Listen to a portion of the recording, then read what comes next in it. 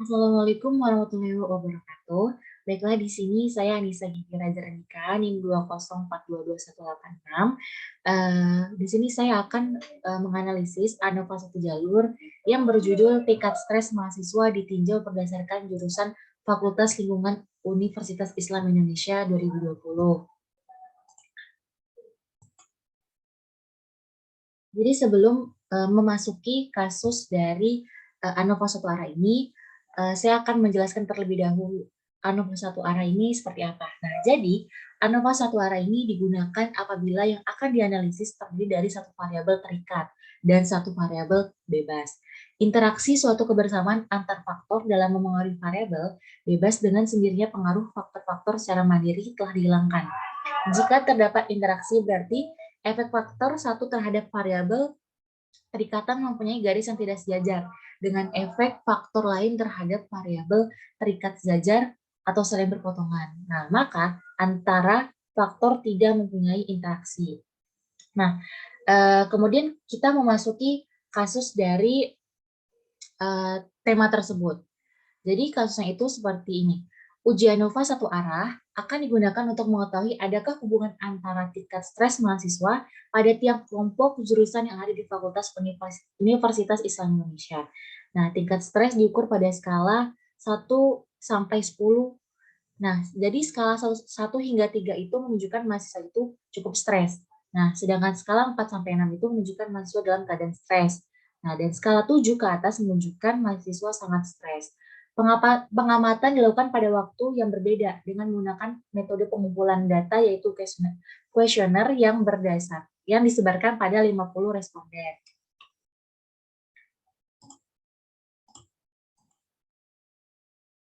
Kemudian kita telah memasuki aplikasi SPSS. Nah, di sini saya sudah menambahkan dari nama, terus juga saya sudah mengedit desimal, label, terus juga values, dan juga measure. Nah, di sini namanya ada jurusan dan stres.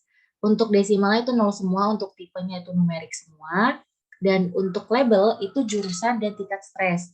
Nah, untuk values ini saya tambahkan ada 4 jurusan. Yang pertama itu ada PAI, yang kedua itu ada HS, dan yang ketiga itu ada EKIS, 4 itu ada FK, dan 5 itu ada HI. Nah, untuk measure-nya saya memakai skala semua.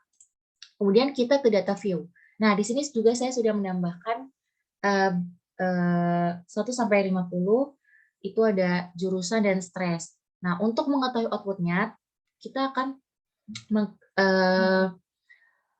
pilih analisis ini, tetapi untuk kita tahu output-nya itu seperti apa, kita akan mengedit dulu nih. Kita harus mengklik deskriptif statistik, terus juga ke explore. Nah, habis tingkat stresnya kita masukin ke dependent list. Untuk jurusan itu kita masukkan ke factor list. Nah, untuk ke statistiknya, ini kita pencet statistik. Habis itu kita centang ini ya, deskriptifnya, kemudian confidence interval forming-nya itu 95%. Kita continue, kita oke deh. Nah, seperti ini dapatnya. Data ini berarti sudah valid.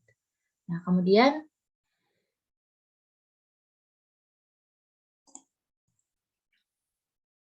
ini tadi yang sudah kita klik explore-nya, ini ada hasilnya.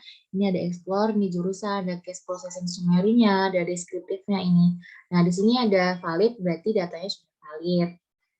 Nah, seperti ini. Tuh, ada tingkat stresnya seperti ini, frekuensinya tuh seperti ini.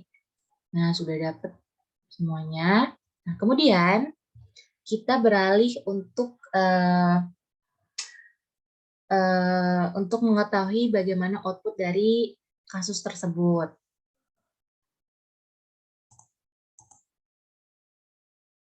Untuk mengetahui output dari ini, kita pencet analyze lagi, kemudian kita ke compare means. Nah, kita klik yang on one way ANOVA. Terus kita masukin tingkat stresnya ini ke dependent list, kemudian jurusan ke faktor. Terus kita klik dulu contrast. Ini tidak usah diklik. Terus juga yang post Hodge, ini kita pilih yang else. LSD, Bonferroni, juga 2K, James Howell. Nah, untuk signifikan levelnya itu 0,05. Nah, habis itu kita continue deh.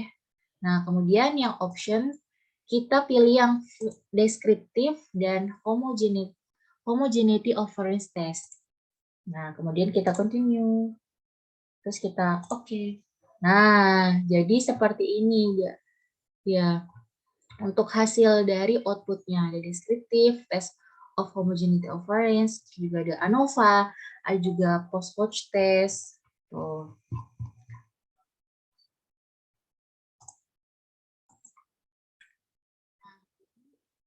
Ini kan test of homogeneity of variance itu ada signifikannya 0,769. Nah, jadi tes ini itu sebenarnya itu bertujuan untuk menguji berlaku tidaknya asumsi untuk ANOVA, yaitu apakah kelima kelompok sampel punya variansi yang sama atau tidak nih. Nah, uji keseragaman variansi menunjukkan probabilitas atau signifikansi seluruh sampel adalah 0,769. Nah, tadi kan hasilnya 0,769. Berarti 0,769 lebih dari 0,05, maka sesuai dengan kriteria pengujian. Dapat disimpulkan bahwa hipotesis 0 atau H0 diterima, yang berarti asumsi bahwa kelima varian populasi adalah sama atau homogen dapat diterima. Kemudian untuk ini ANOVA-nya itu ada signifikannya ada 0,065. Nah, setelah kelima varian terbukti sama, baru nih dilakukan uji ANOVA untuk menguji apakah kelima sampel mempunyai rata-rata yang sama atau tidak. Uji ANOVA menunjukkan nilai probabilitas atau signifikansi adalah 0,065. Tadi hasil yang tadi. Nah, hal ini berarti signifikansi besar dari 0,05. Maka H0 juga diterima, yang artinya ternyata tidak ada perbedaan rata-rata antara kelima kelompok jurusan yang diuji. Maka tidak ada pengaruh tingkat stres terhadap kelompok jurusan yang ada di Fakultas Lingkungan di UII. Nah, kemudian untuk kita beralih ke post-Hodge. Nah, post-Hodge itu ada nih, banyak. Ada 2K-nya, ada LSD-nya, ada Bonferroni-nya, ada James Howell-nya. Jadi untuk post-Hodge itu dapat dikatakan dalam kasus ini, kelompok jurusan mana yang memberikan pengaruh signifikan terhadap perbedaan tingkat stres. Dalam kasus ini diuji ANOVA menunjukkan H0 itu ditolak. Maka otomatis uji post-Hodge menunjukkan tidak ada kelompok jurusan di Fakultas Lingkungan di UII yang memberikan pengaruh pada tingkat stres. Nah, seperti ini. Ada homogeneous subsets-nya juga. Tuh, jadi ini lengkap sekali. Nah, untuk kesimpulannya, dari keseluruhan uji yang dilakukan, maka dapat disimpulkan bahwa tidak ada terdapat pengaruh maupun perbedaan yang signifikan antara kelima jurusan yang ada di Fakultas Lingkungan Universitas Islam Indonesia, yang artinya tidak terdapat hubungan antara tingkat stres mahasiswa dengan kelompok jurusan di Fakultas Lingkungan di Universitas Islam Indonesia. Nah, seperti itu. Nah, mungkin itu saja penjelasan analisis ANOVA satu jalur yang bertema tentang tingkat stres mahasiswa ditinjau berdasarkan jurusan Fakultas Lingkungan Universitas Islam Indonesia 2020.